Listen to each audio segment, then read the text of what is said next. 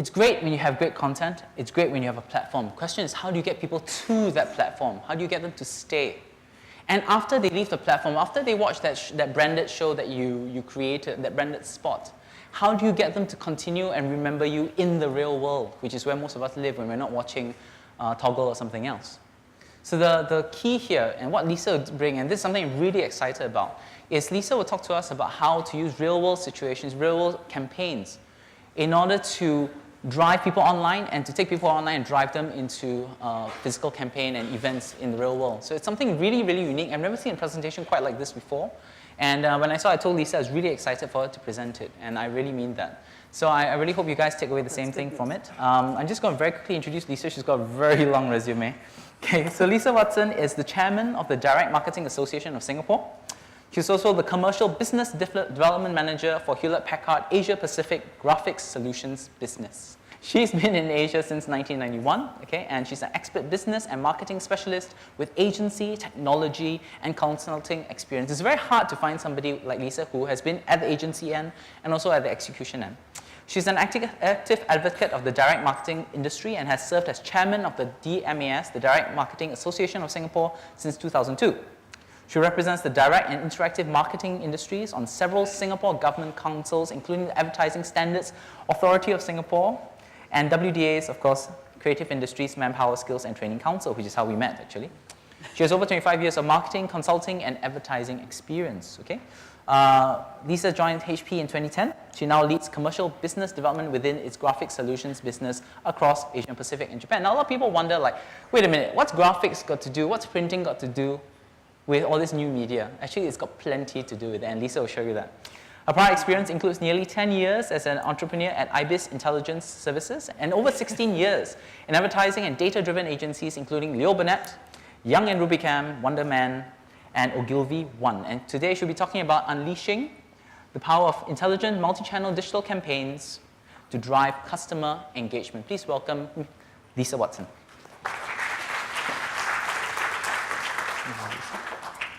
Great, thank you very much, Ian.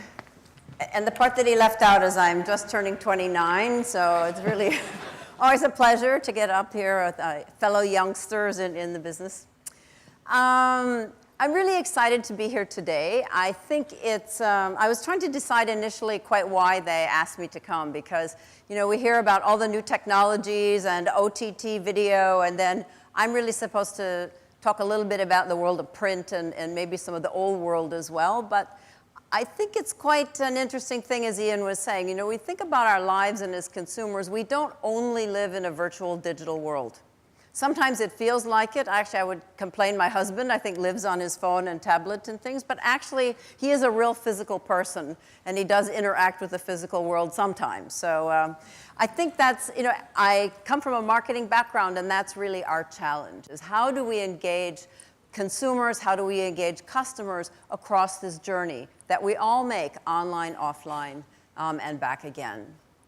So I really want to talk about 3 different things this afternoon, and I think I've got about half an hour or so to do this. So I want to talk about how we really engage consumers and customers today in this very complex journey that they're taking. I want to talk about, has anyone heard this term O2O before? It's not like I didn't know what oxygen was and there's an extra O there. It's actually offline to online. Right, so in a marketing sense, we talk about the journey that consumers take, this offline to online. But actually, it's O to O to O to O, right? Because again, as I said earlier, we go back and forth between the online and offline world. And so we need to think about how we really maximize the experience that the customer has and make sure that it's consistent across those channels. And then again, from a marketing perspective, I think the days are long gone when anybody says to us, oh, you just have an unlimited budget. Spend it however you want. Don't worry about the results. Obviously, every dollar we spend on any type of marketing activity has to be quite accountable today. So I think where, you know, the whole story begins, and this picks up on some very nice things we've heard earlier, that, you know, this process of engaging customers is actually quite challenging today. In fact, in many ways, it's more difficult than ever before. And that's because the world has changed. And the key thing that's changed in our world today is where power lies. Right? It's not an on button or an off button, but power today really lies, especially in this digital world, in the hands of the consumer. I've been marketing for a long time, and when I started marketing, actually as a marketer, I could say, I'm going to go on sale, my products will be on sale on Saturday, and if you want to shop, you come to me on Saturday, and that's the day you buy. That's the only way you're ever going to get this product, is to buy on my terms. The world doesn't work that way anymore. Right? The world is enormous. Customers, consumers can shop anywhere, right?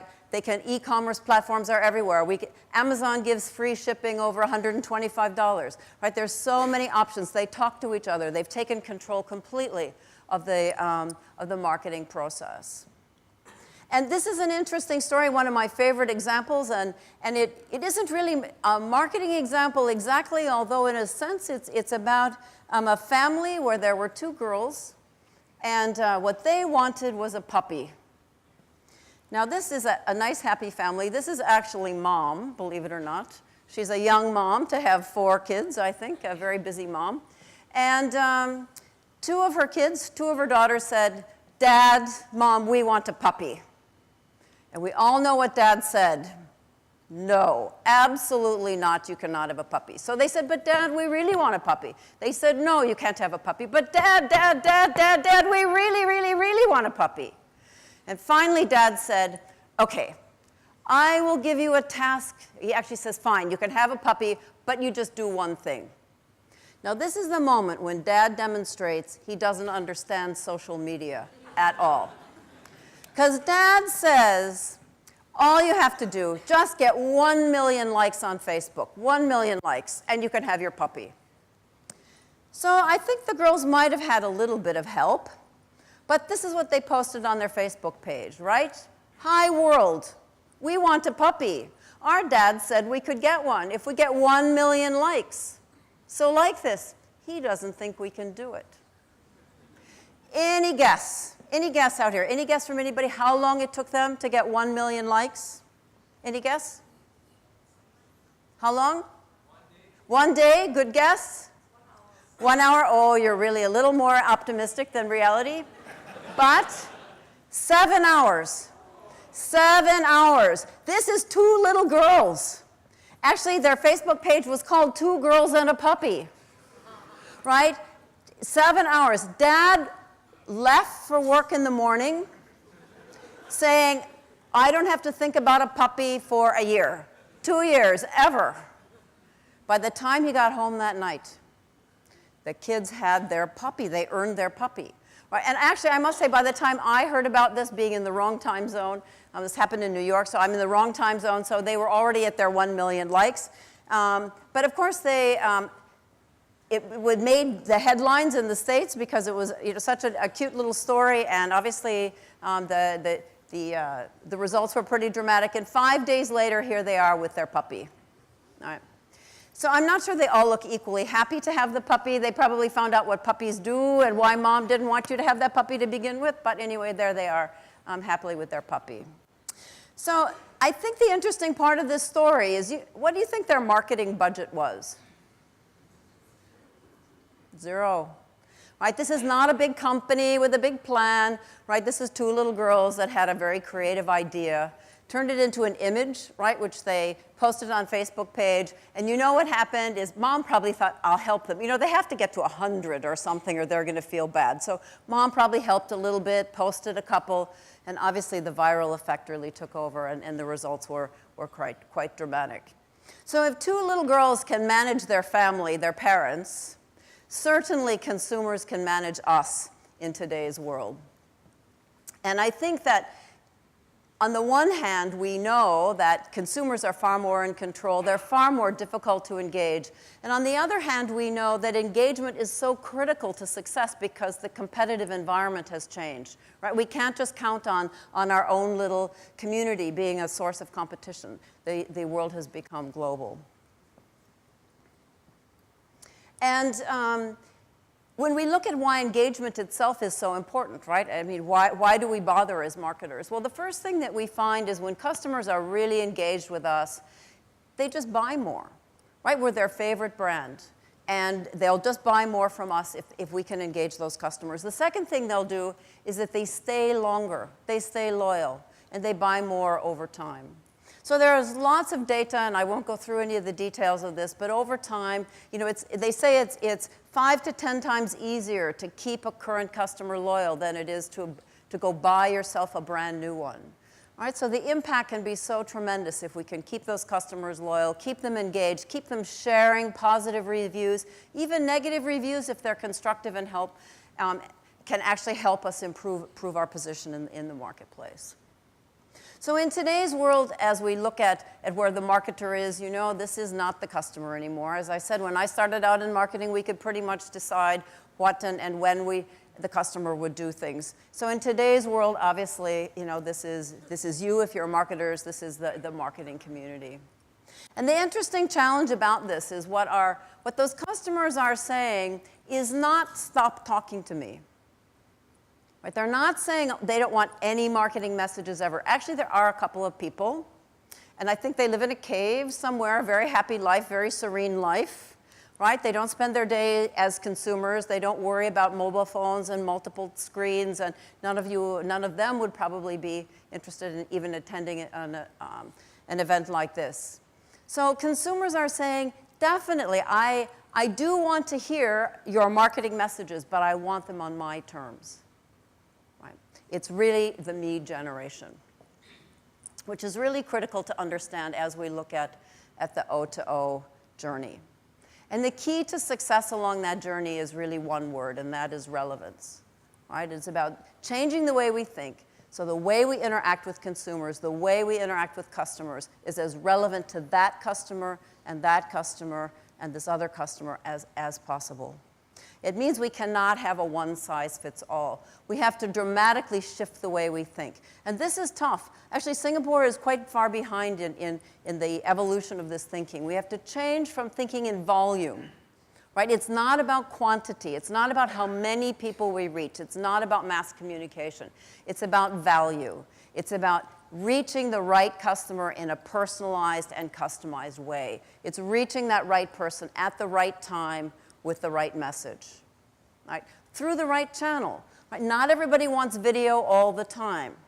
I will say again, when my husband wakes up in the middle of the night and he's watching videos while he's trying to fall back asleep and he doesn't turn the volume down, I get quite annoyed. I really wish he would be reading a news feed then and not be actually playing videos in the middle of the night.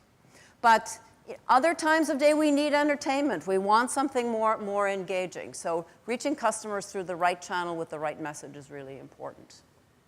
And again, part of this breaking the mindset that more is always better. You know, when we look at more, is more really better? Or is it actually just more? And you know, there is a very important word called spam. And the reason that we have a word called spam is because of a word called more. Right? Nobody ever complained when there was one email they didn't like. It was when their whole inbox is flooded. I mean, we all get them, right? We all have a problem because we're overwhelmed with irrelevant, useless communications. So I mentioned it's all about the me generation. And one of my favorite examples today of the me generation is quite a famous advertising campaign. Any of you seen the CocaCola campaign? Few of you heard about it, probably. This is a very interesting campaign. Many countries, and I'll share a few of the stories with you in a second, you can go into a shop and you can buy Coke, Coke Light, or Coke Zero in a couple different sizes and packages with people's names on it, and ideally your own name. Right?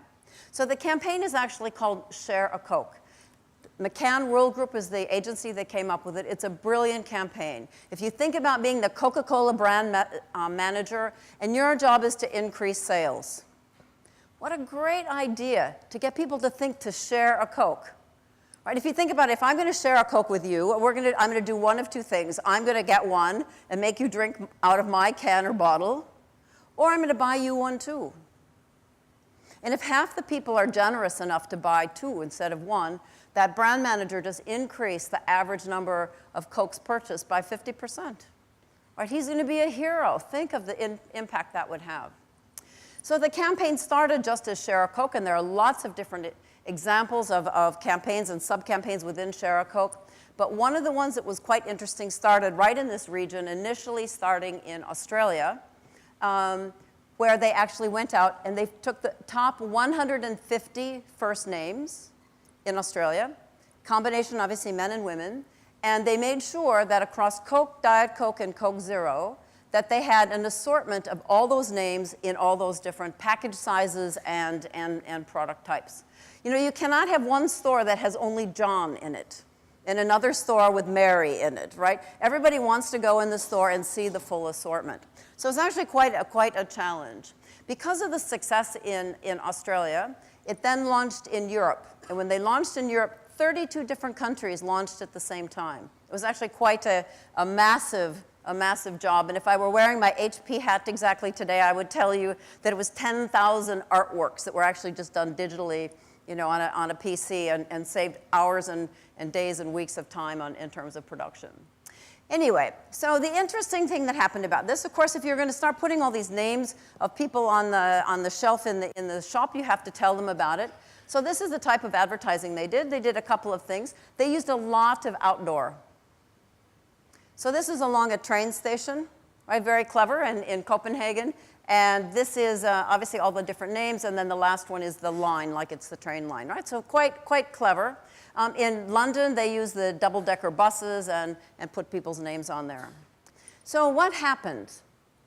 Of course, people started to find a bottle of Coke with their name on it. So that was a pretty cool thing. I actually don't call it the Share a Coke campaign. I call it the Find Yourself campaign, because I think human nature is we go find our own name first. Then only once we're sure that we are who we're supposed to be, then we go find our friends. So once people found these bottles with names on them, you can say they started posting them. It started posting on digital media, on social media, Twitter, Facebook. But also we saw some interesting video executions on YouTube. So one of my favorites actually happened in Israel. And somebody there had a little basket they got, and they put some grass and things in there. And the bottle they found said Moses. And they put Moses in the basket in a little river, and they took a little video. So there are some wildly entertaining things that people did. You know, people are so much more creative sometimes than the client would ever have approved of the advertising agency doing. Right? So you can see, again, consumers took hold of it, started sharing ideas. Paul Smith, the designer, this was actually a big breakthrough for them in Europe, because when he discovered it and posted it, obviously then it got a lot more shares and likes, and then suddenly it popularized and people started talking about the campaign even more. This is quite fun as well. Just a side note, this is something that Coke did. Now, it's very interesting when, I think everybody knows Alex Ferguson retired, right? And it was news then that David Moyes was taking over. I think they would be drinking farewell or something now, not so much hello. But so this was basically, you know, Coca-Cola suggests, well, actually it was Share a Coke. So they just did a Share a Coke with Alex and David. Very topical, right? So they were able to react to news events and news items, again, which was really quite a nice extension of the campaign idea.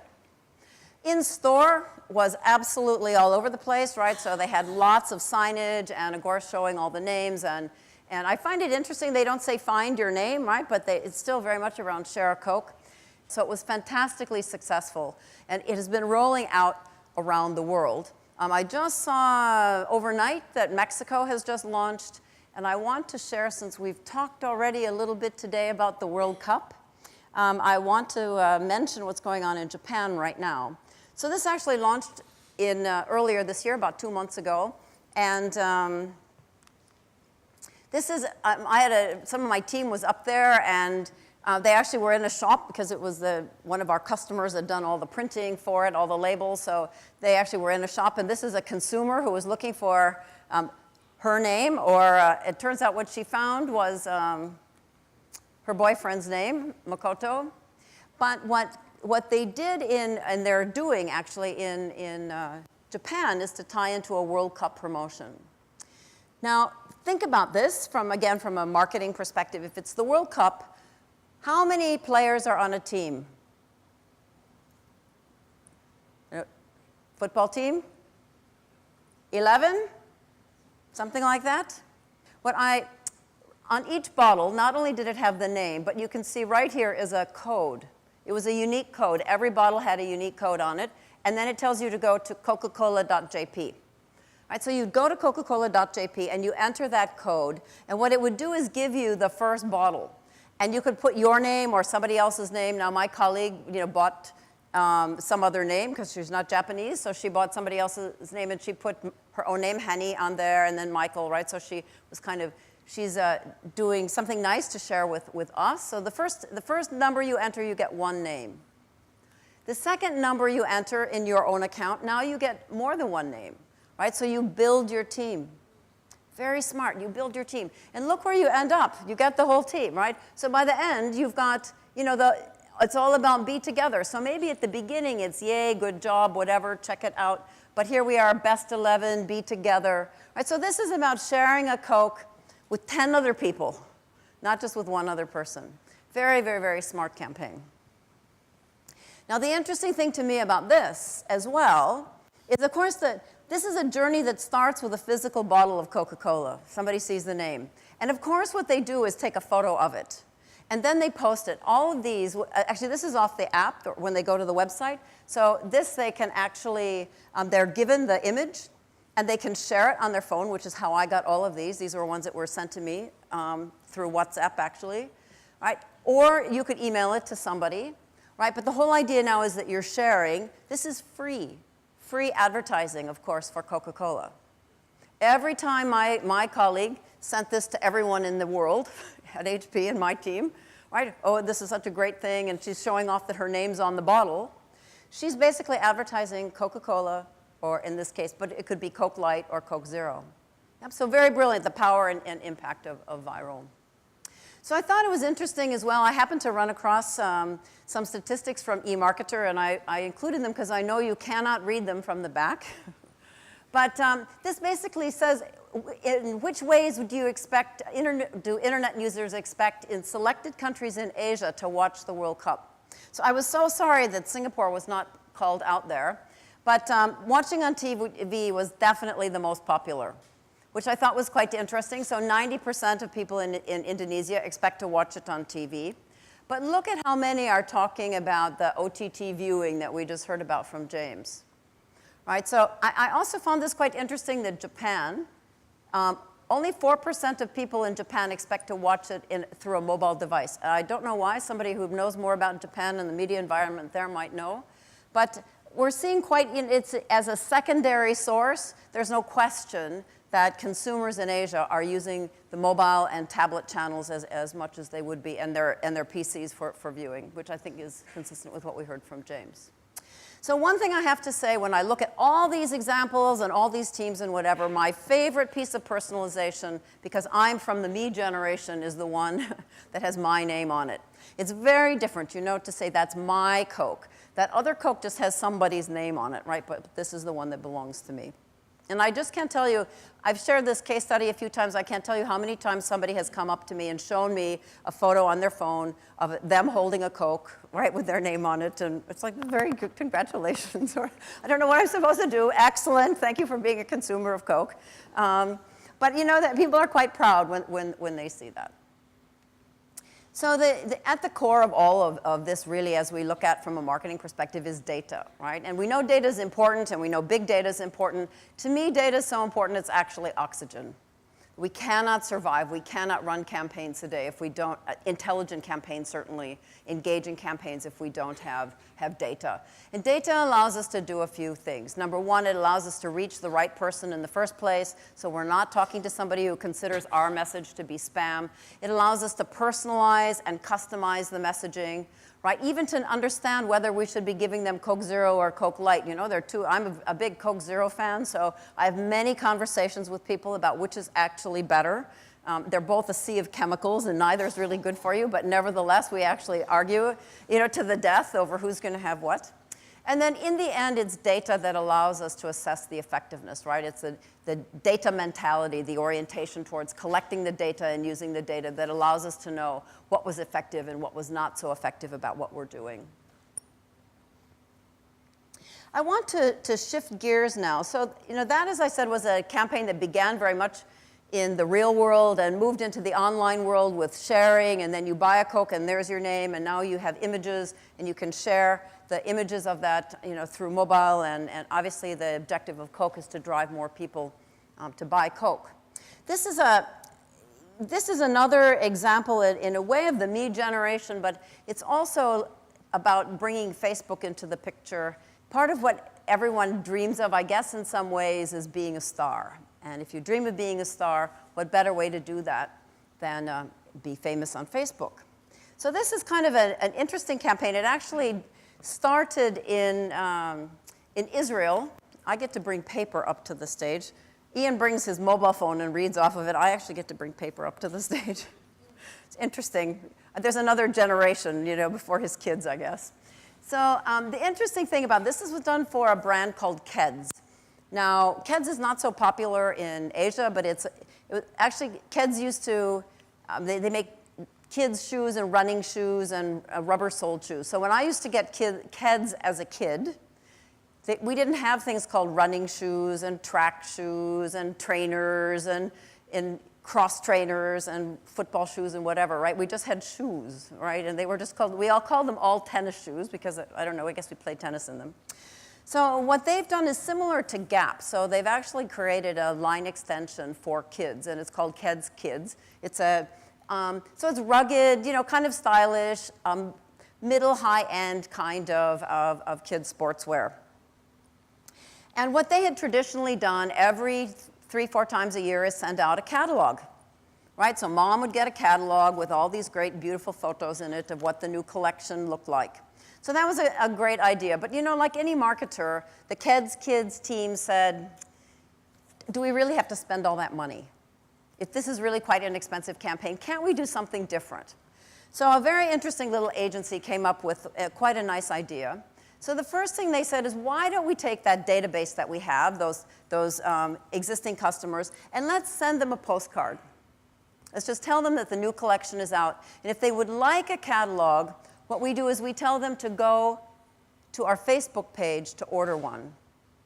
Now, this sounds like a real pain in the neck, right? How many customers are going to go bother to go sign up online? Right? I get a postcard. I mean, send me the catalog if you want me to have the catalog, right? Don't make it so difficult for me.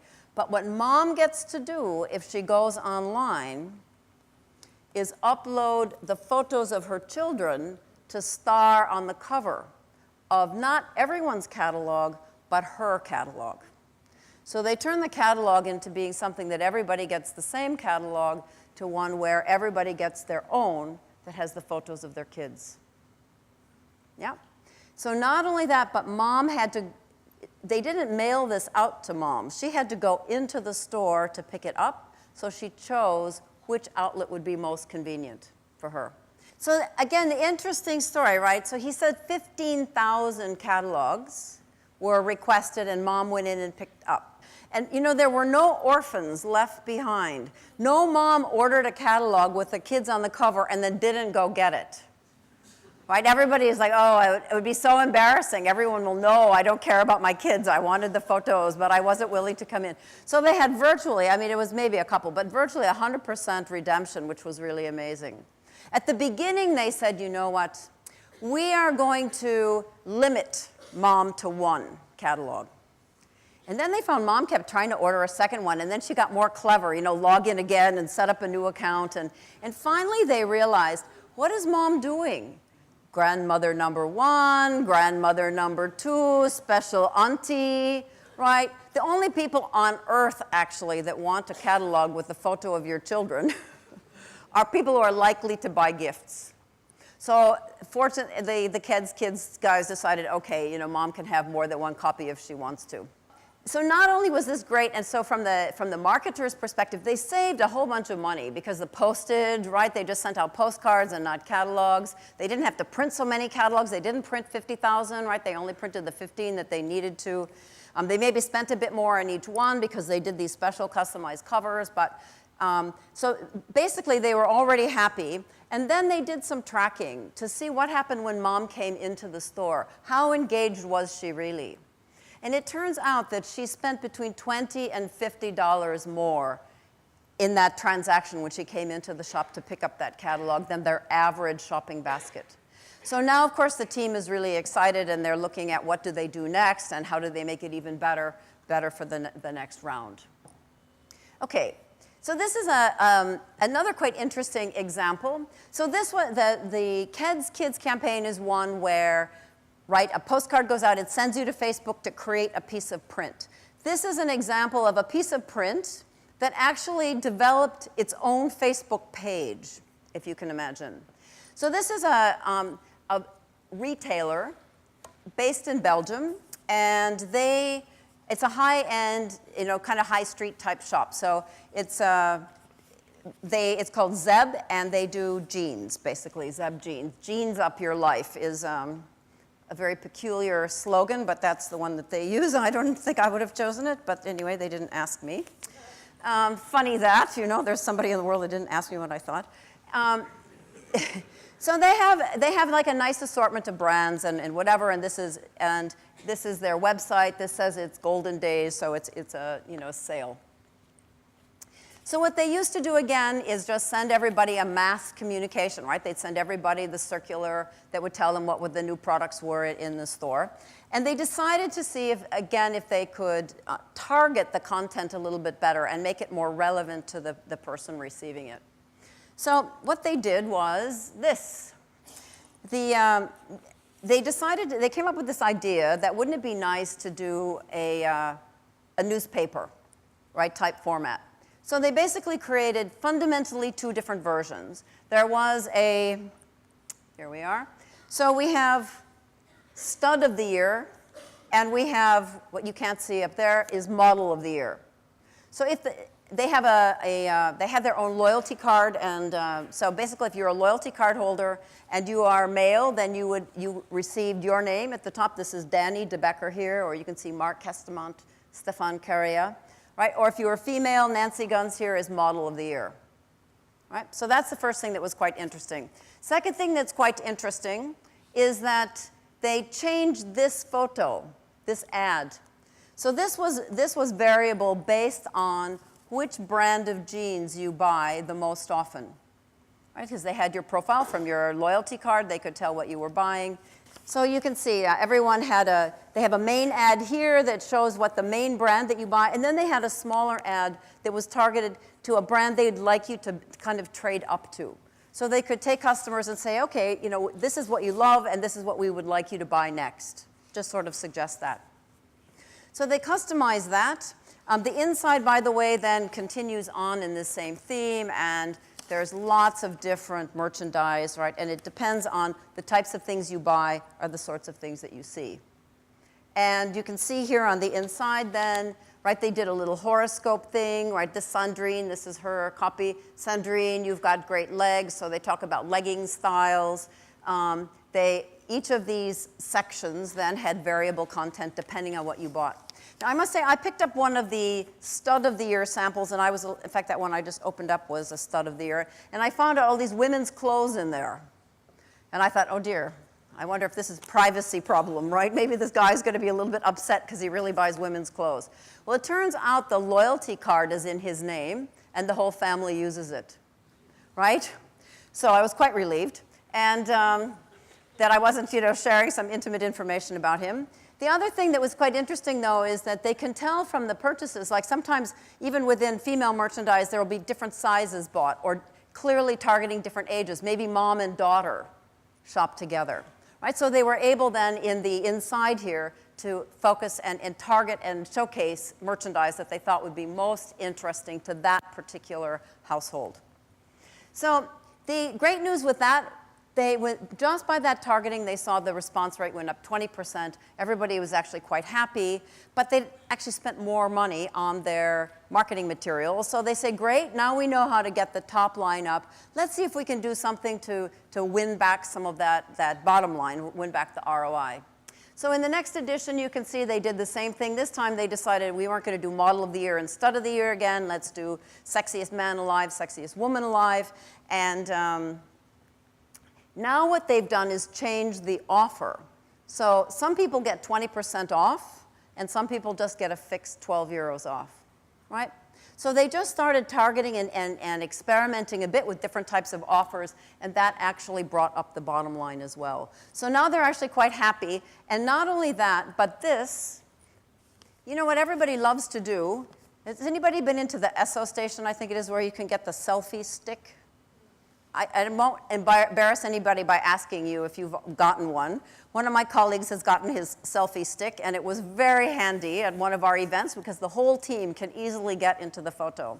So people are actually shooting photos of themselves and with their friends because, you know, they're like, this is, you know, I'm stud of the year, or I'm model of the year, or I'm the sexiest woman alive. So this actually, a Facebook page was started.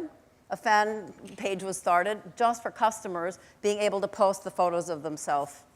The other thing, just as a side note, that they found is that people, you know, women, men were bringing, mostly women would bring in that newspaper and say they want to buy this, they want to buy this, and then they'd say, but you know, my friend, she didn't get one. She wants a newspaper with her name on it too. She's really sexy or whatever, right? She needs to have one with her name on it too.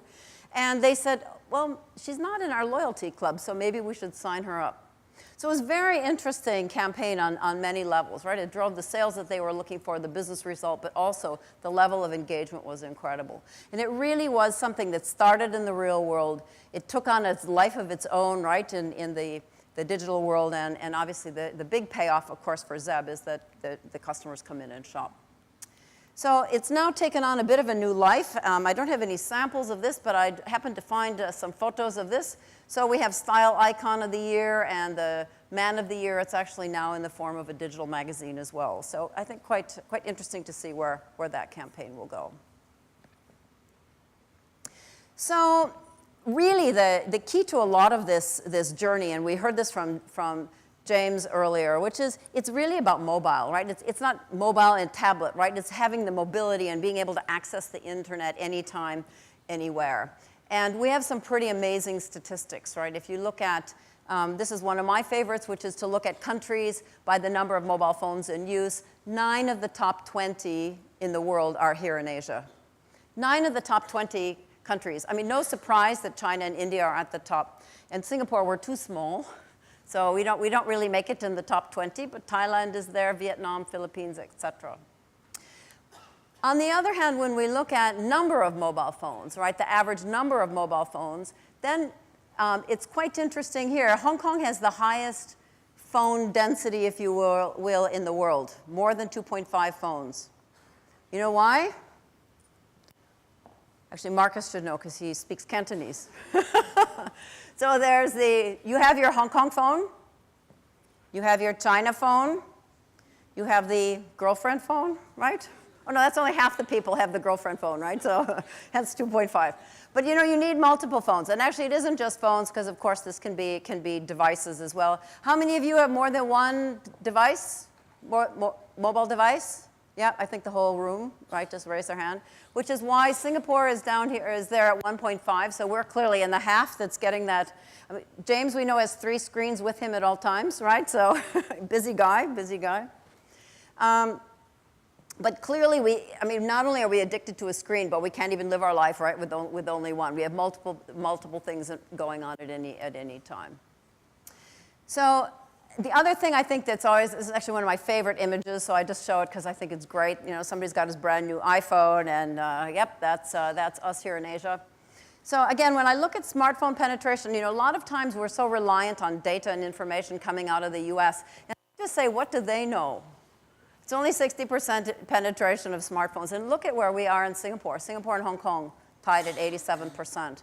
Right, so we're way ahead of the game here when we look at what devices are capable of. I think in Asia, we're the ones that are really setting the trends about where the world is going in terms of convergence.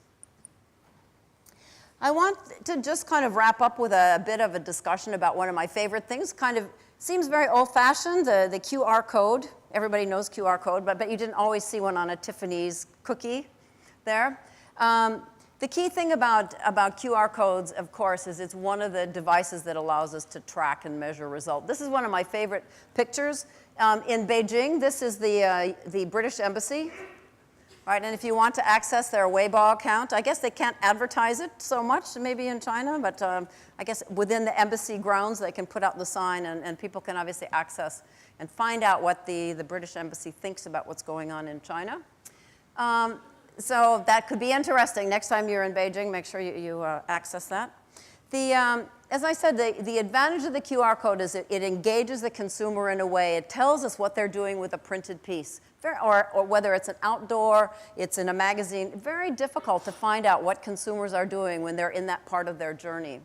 I come back to QR codes, and because this is actually a pretty typical looking one, with the exception that it's got Tiffany and Company name in it. And I don't know if any of you are designers, you must be. Isn't it like the biggest nightmare in the world when they say, can you just put a QR code on that? And you know this ugly black blob is going to end up somewhere and destroy, the work of art that you have. But it's a necessary evil, right? And we know when consumers see that, they know what to do. So I want just to let you know that they don't have to be so boring. So we have a couple of HP customers in the US have been doing some very interesting work with QR codes. They definitely use things like URL shorteners and anything they can to minimize the amount of data that's actually in that code itself, because they're able to, as long as they don't touch the markers, those 4 points you can see, right? As long as you don't obscure those markers, you can actually cover up to about 20% of the real estate of the QR code, and the ending result will still be readable. So you have to do a lot of testing and whatever, but they're finding some very interesting results. So here are some more examples of things that they've been doing. You can see, right, Lion King, Cartier, whatever, different sorts of things. But what they find is the engagement goes up 25 to 30% when they use color and interesting design in the QR code. And now for those of you who have hated the black and white QR code, I want to show you one that will make you all jealous. Imagine having this job, you get to design, right? The little LV guy, or another favorite one, Pac-Man, right? So there's some very interesting things we can do, and especially if we approach these ugly things with a design mentality, we can really, turn the world around. I want to talk just briefly, mention briefly the new world that's coming, which is a world that's taking off quite slowly, actually, in Singapore compared to even some of the rest of Southeast Asia, which is the world of augmented reality, or AR. Yep.